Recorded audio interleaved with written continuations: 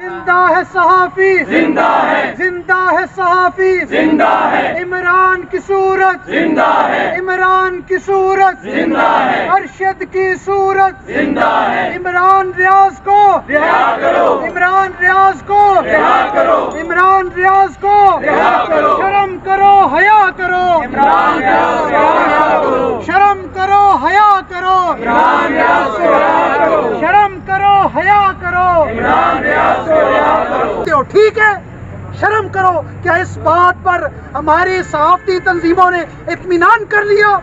اس قوم نے بے حسی کا لبادہ اوڑھ لیا کہ وہ ٹھیک ہے، بس یہ کہنا کافی ہو گیا؟ نہ کسی نے دیکھا، نہ کسی نے سنا، نہ کوئی تصویر سامنے ہے، ایک بات بس ٹھیک ہو گیا۔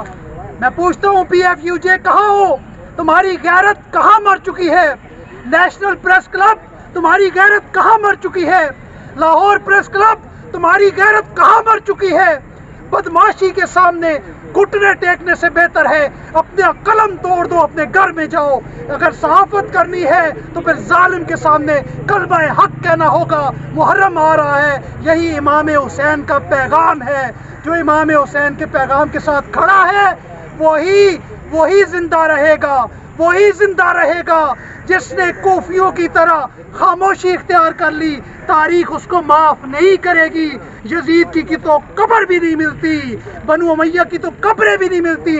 قبریں ملے گی تو صرف اماموں کی ملے گی، حق کا ساتھ دینے والوں کی ملے گی۔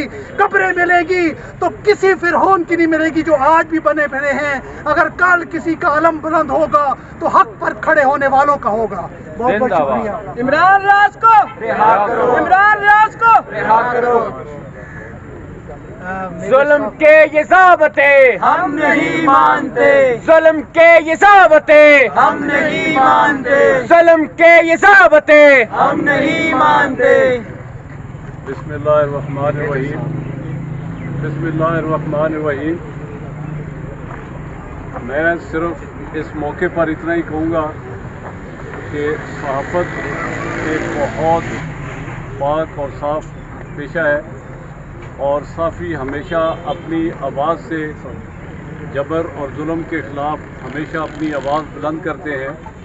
تو جس طریقے سے عمران ریاض نے اپنی آواز اٹھائی وہ ایک مثال ہے۔ اس کا قصور صرف یہ ہے کہ وہ ایک محب وطن پاکستانی ہے اور پاکستان کی بات کرتا ہے، وہ کسی کی بات نہیں کرتا تھا، اور نہ آئندہ میں نے سارے اس کے پروگرام آلموسٹ دیکھتا ہوں، لیکن ایک دن بھی میں نے اس کو یہ نہیں دیکھا کہ اس نے کسی کی طرفداری کی ہو، کسی بھی طرف وہ بولا ہو۔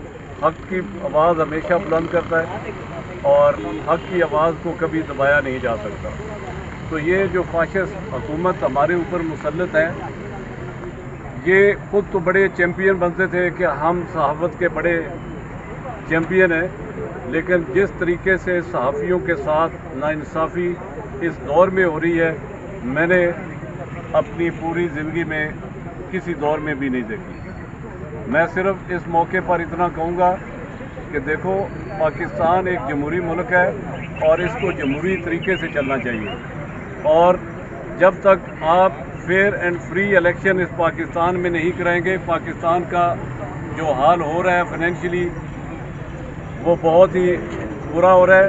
اور کوئی بندہ بھی پچھلے 14 مہینے سے مجھے یہ جو IMF کی ٹیم آئی ہے اس نے بھی شورٹی عمران خان سے مانگی ہے، تو میں یہ کہوں گا کہ پچھلے 14 مہینے میں اگر کوئی ایک بھی ڈیلیگیشن پاکستان میں آیا ہو تو وہ آپ صحافی ہیں، سارے میرے سے زیادہ بہتر نالج رکھتے ہیں، مجھے کسی ایک کا نام بتا دیں کہ کسی نے پاکستان کوئی ڈیلیگیشن آیا ہو۔ پاکستان اس وقت اتنا آئسولیٹ ہو چکا ہوا ہے کہ کوئی بھی ملک پاکستان کی نہ مدد کرنے کے لیے تیار ہے اور نہ ہی اس کی فائنینشلی مدد کرنے کے لیے تیار ہے، نہ ہی اس کے ساتھ اپنے تعلقات۔